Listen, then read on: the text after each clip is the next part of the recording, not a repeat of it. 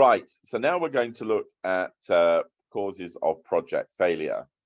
And this is you need to read this section in very carefully in the guide. Again, remember, there will be at least 4 questions on this. Every section will attract at least 4 questions, if not 5. And if the those 10 random questions are distributed against one area, that can make a significant cost to that area. If costly in terms of, if you've not revised that area, then you could find up to 13 questions that you can't answer. Now, we talked a little bit about WACC before, and I was saying, you know, about the difference between senior debt. Senior debt any outstanding senior debt will be repaid in the event of the failure of the SPV, whereas all the equity might be lost.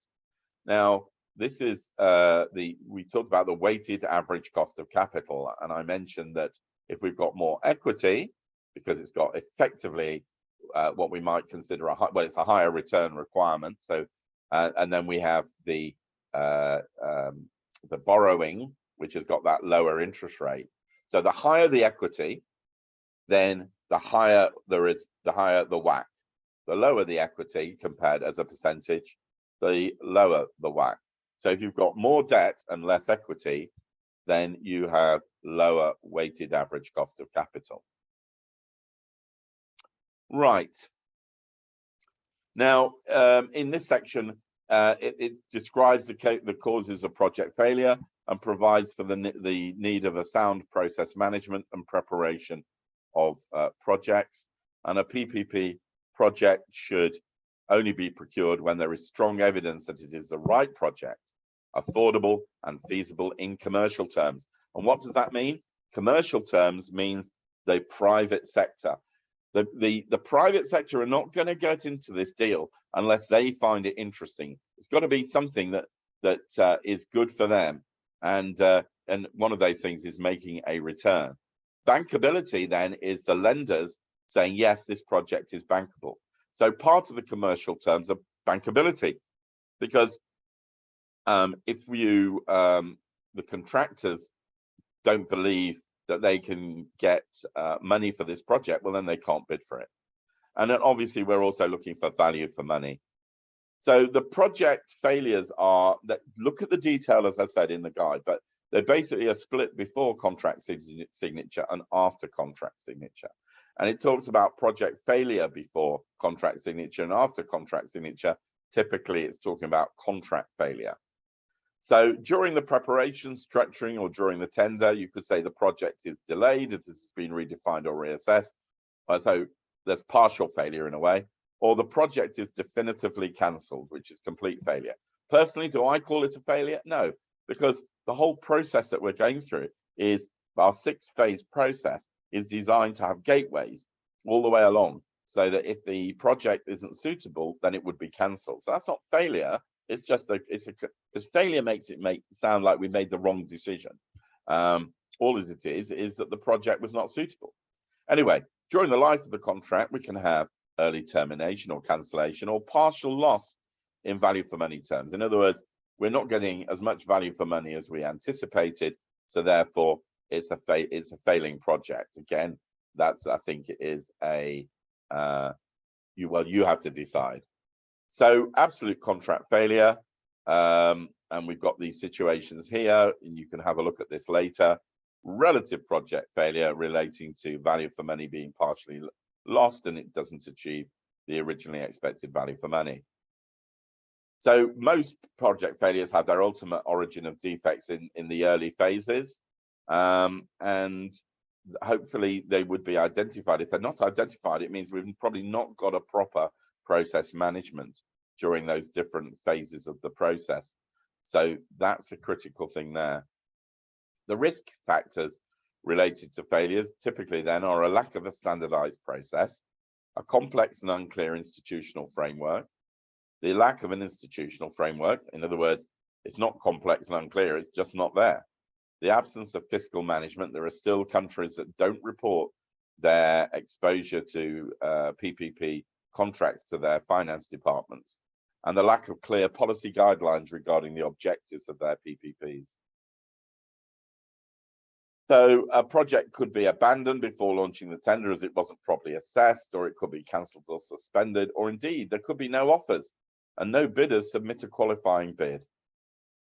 During the contract, it could be delayed because of a lack of due diligence or poor contract structure or tender management, or it could be contractor insolvency.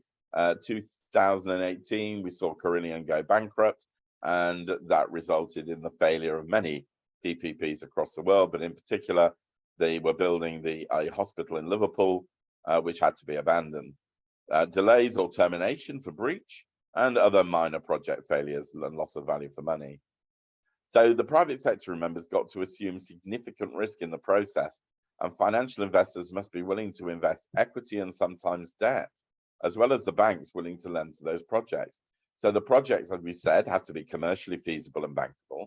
It needs to be the right project appropriate to a PPP approach and affordable. Potential bidders are also concerned about all aspects of feasibility, including socio-economic and affordability considerations, as well as timely delivery.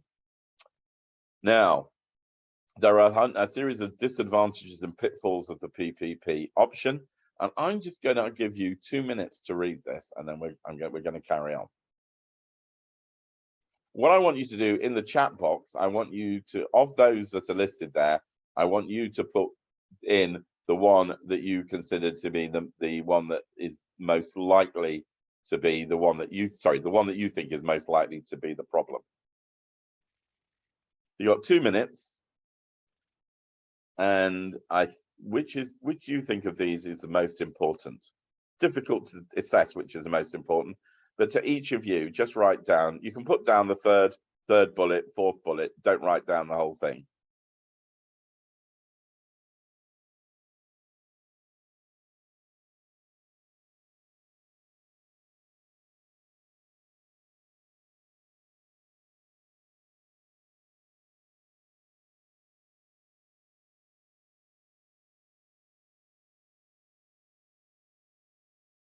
Okay, so write down in the chat box, so which of those do you think is the most important that may compromise project outcomes?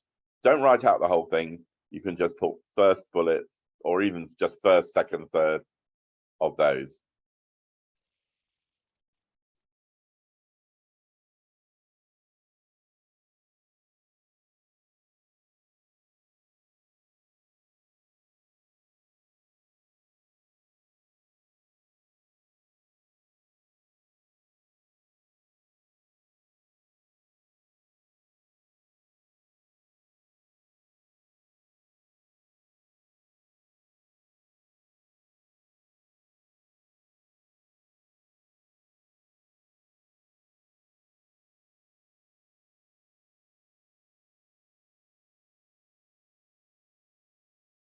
Anybody else want to make a comment? So so far we've got the last one.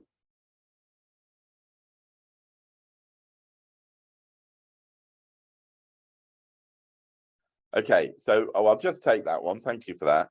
The interesting thing about the last one is it's sort of outside your control, which I think that might be why you put that one in there. But that we are, all the rest could be down to us. We can ensure or as best as we can about project ownership and leadership. We can try and make sure we can find a champion. It may not do, but political rush and unrealistic timescales is one which normally is outside our control, something that we can't actually physically manage particularly well. Because at the end of the day, we normally work for the people who are insisting on that rush and unrealistic timescale. Okay, so please remember all of those, because any of them could come up in the exam. So multiple choice, remember. You'll get a question and then you'll get 4 options as answers. Right, section 9. So this is about the framework. Now, in the guide, it gives you 3 definitions of the project, the PPP framework. The first one is the Oxford English Dictionary. The second one is a Spanish definition. And the third one is the one that's at the bottom of this page. Now, they may ask you what the definition is of the PPP guide definition, and then one of the answers might be the Oxford English Dictionary definition of a framework. That will be the wrong answer. Make sure that you give the right answer relating to the guide definition. The framework means the policies, procedures, institutional rules that together define how PPPs will be implemented. That is, how they will be identified, assessed, selected, budgeted for, procured, monitored, and accounted for. It's going to cover documentation standards, policies, and so on, procedures, decision criteria, institutional responsibilities, management of fiscal commitments. Now, the framework needs to take people through the process, talk about its objectives and the scope. It needs to include a set of strategic and foundational outlines. It should include the operational framework or process management framework, the fiscal management framework, the institutional framework, and any other rules, processes, procedures, and responsibilities. We've previously talked about common law and civil code, but the framework needs to cover details of project that may be developed as PPPs, information about the best way to implement the contract and the procurement process, project appraisal techniques, and decision-making responsibility and authority levels. Now, in the guide, it talks about cost-benefit analysis. But it may, in the one of the questions, might talk about alternatives to cost-benefit analysis. And the guide talks about two, CEA and MCA, which is multi-criteria analysis, or MCDA. Now, make sure that you know what CEA and MCDA are. You might get a question, for example, that talks about what are qualitative or quantitative methods of doing an analysis, an option analysis. And the answers would be around those CEA, MCA, and CBA, cost benefit analysis. Normally, remember, we are looking for a positive NPV. We want a positive NPV because that shows us that we're going to get economic benefit. Now, sometimes we might not have a positive NPV. Why not?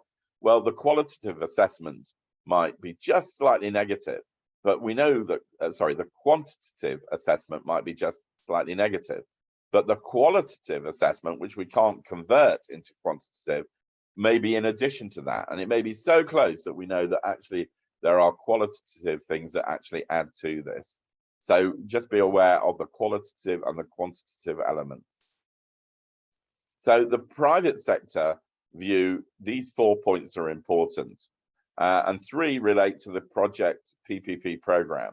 So first of all, remember, you've got to look up terms like PPP program, PPP pipeline. The framework provides for a pipeline of PPP projects. What does the private sector want? A pipeline. They're going to set up in a country. They want to know that there's more work to be had. There should be consistency. It helps to ensure that the different projects are structured and managed in a regulated way. The private sector needs to be confident that the government has the skills to manage a pipeline, and the concerns around long-term fiscal sustainability, political commitment to PPPs, social acceptance of the tool, talent, experience, retention, and a minimum legal framework providing the ability to procure PPPs. If a question comes up and it says that the PPP should be able to work outside the normal laws, that is not true. It must work within the normal laws. Now, we might have to enact or change some of the laws that we've got, but it still has to be within the existing laws. And a framework is useful because a framework also keeps us within the, that we keep doing things the same way. We do things the same way for all our different projects. It makes it easier for the private sector to understand what we're doing and to train their own staff, as well as for us to train our staff in the public sector as to how best to do a project. Now, in book 2, there's this, sorry, book 2, in chapter 2, there's this fantastic example of a PPP project without a framework, and it's to do with the Darbol plant in Maharashtra. Now, we've shown it again here. I'm not going to go through the detail of it now, but basically, let's go through the steps. Now, the first one is identification of a project. Now, this was by a private party on its own initiative. The better approach would have been from an integrated sector plan that shows the most economic set of investments to achieve sector objectives. The second was the selection of a private party by negotiation with a single proponent through competitive processes to discover which firm is the best party by scoring against a set of defined and rational criteria. The third one is appraisal. An advice by the World Bank that the project was unaffordable was disregarded, and projects that are not affordable should not proceed. The contractual agreement. Well, the negotiation was based on a draft prepared by the private party. That's never a good thing to do. If you always, whichever negotiation team you're in, you want to be the party that puts forward the draft. Now, if you're working on the private sector, you're going to be pushing yours. But really, if you're in the public sector, you should be pushing the public sector, because a draft will always start with the bias towards the party who is promoting it. If it's not, then you're probably doing something wrong in terms of a negotiator. So the contract should be developed by the government and based on an optimal allocation of risk between the parties. Okay, so that's our framework.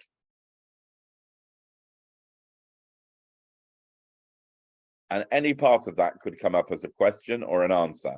So it could say the pre-PPP framework means, and then it could have any of those words in the right answer. So make sure you are okay with that. And box 132. So what is the framework and program all about? About doing things properly, basically, but have a read of that, because as I say, me saying it's about doing things properly will not give you the correct answer, because what they do with APMG is they'll give you words for the options for the 4 answers, 3 of which will be wrong, maybe, which will say something which is somewhere else in the guide, and you'll recognize those words from somewhere else in the guide, and you'll think, oh, I've seen that must be right, but it's not relevant necessarily to the framework. So these ones are obviously relating to the framework. So the private sector is interested in markets rather than projects. So we want all of these things, we just talked about these. It needs to be the right project. Remember, optimal value for money. PPP has to be the right delivery model. The guide makes it very clear that PPP might not be the best model for every kind of project. Then obviously the procurement will result in significant work under a phased approach. Now these are basically the advantages that we are going to get. We're going to get in flexibility to negotiate in cost management, that life cycle cost management, optimizing the design, that risk transfer, appropriate allocation. We're hoping to get innovation. We don't want the latest thing that's available, because we want our services to work. But we're happy with innovation, something that's already in place that's new to the public sector, reducing costs. Reliability, we want things to time and budget. We maybe want more use of our asset than we would have had previously because of the way the private sector will manage the asset. Maybe we can take on some private tenants into the building. Maybe we'll combine the usage of some facilities. I've worked on one facility where at the weekends, the private sector provider let out the facility for film crews, and that generated more income. And then upfront commitment and predictability of the upfront commitment of the budget and predictability of that spend over the years. So remember, cost benefit analysis is used to capture the costs and the benefits of a project solution, confirm that the project offers net value to society, that's economic value, and compare between the project options for selection or prioritization purposes, that's value for money. So cost benefit analysis is used to determine if the economic benefits of a project are larger than the economic costs. Now, under conventional budgetary funding, the public sector's ability to maintain a reliable service at the same quality is normally threatened by budgetary allocation. So in later years, we don't spend enough money on the asset. But in the PPP approach, the linking of payment to performance levels provides an additional incentive in PPPs for the quality of service to be maintained. Remember, no service, no fee. Right. Now, just to make it clear, the phasing in the guide, it recognizes that every country and does projects differently. but they recommend a 6-phase approach. And that 6 phases, initially, before they talk about the 6 phases, they talk about these 4 stages. And the darker blue here, preparation, implementation, and procurement, contract management or contract term, broadly align with each of them with 2 phases as we move along.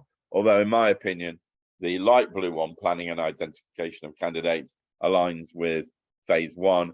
Preparation is part of phase 1 as well. You'll see that when you read it, that it's not very clear. However, there are 6 phases. The first one is to identify the project and screen as a PPP. Now, I do recommend that you learn the whole name for the phase, because often later on they'll ask you a question, when do you screen for a PPP? Well, it's in the phase called identifying projects and screening. Appraising and preparing the project contract, structuring and drafting the tender and the contract, tender and award, phase 4, managing the contract, developing and commissioning, and then managing the contract, operating, maintaining, and handback. Or handing back, as it says here. So these processes and phases are ones that the rest of the guide uses, rather than these process stages that are shown here. But remember, if the question talks about stages, you're talking about the top line. 99% of the time, it will talk about the phases, which is the bottom line here. It's very difficult to read this in the guide, and it's very difficult to read it as a slide. But I put it in because this is what you need to learn, and you need to learn it with your colleagues. So go through, test each other about what happens in each phase.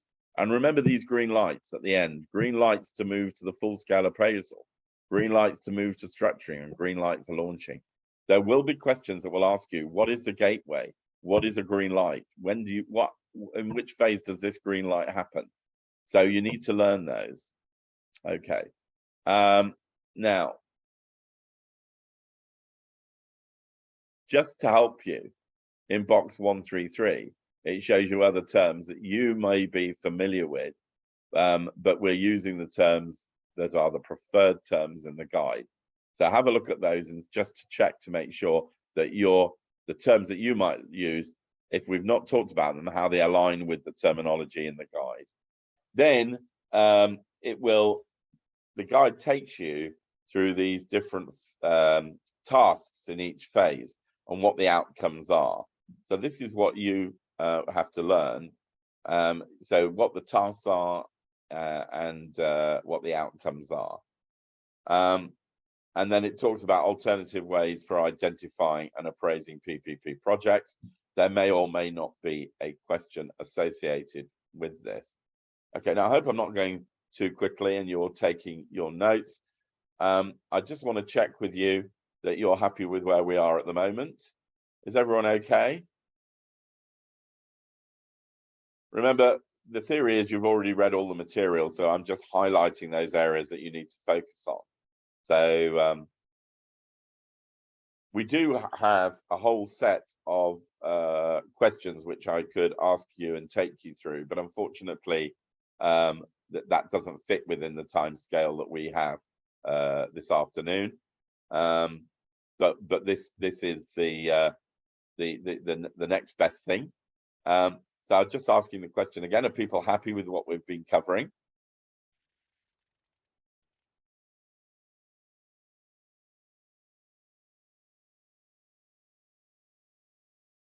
Is there anybody listening?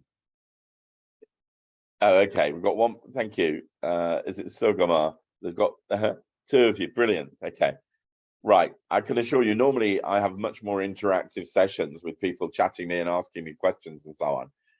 So everyone's been a little bit quiet today.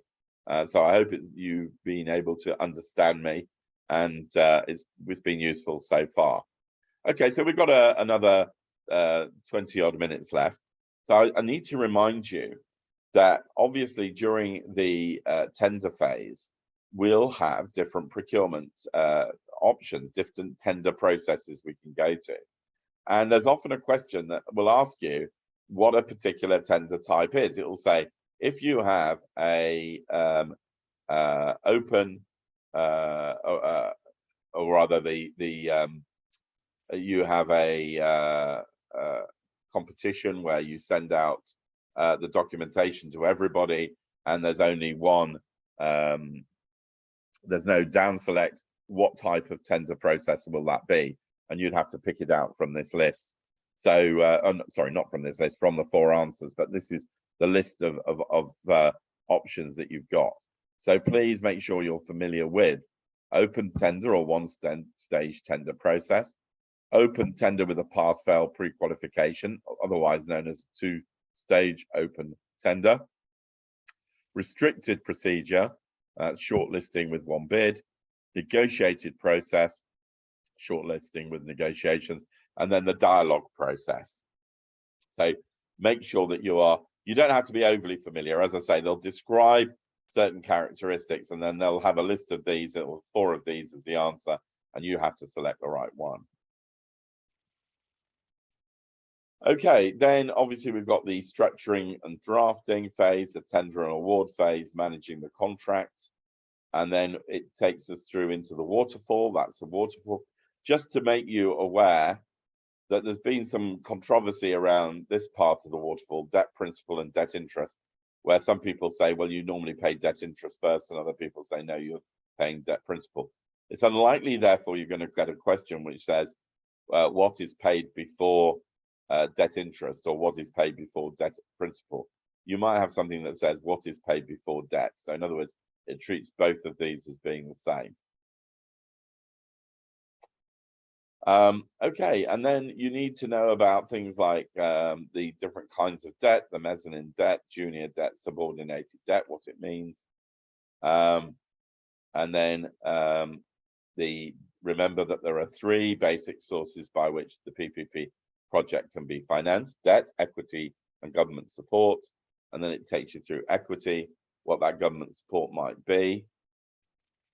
And then we talk about co-financing, whereas a government capital grant, which may be paid upfront or deferred or paid throughout the deal.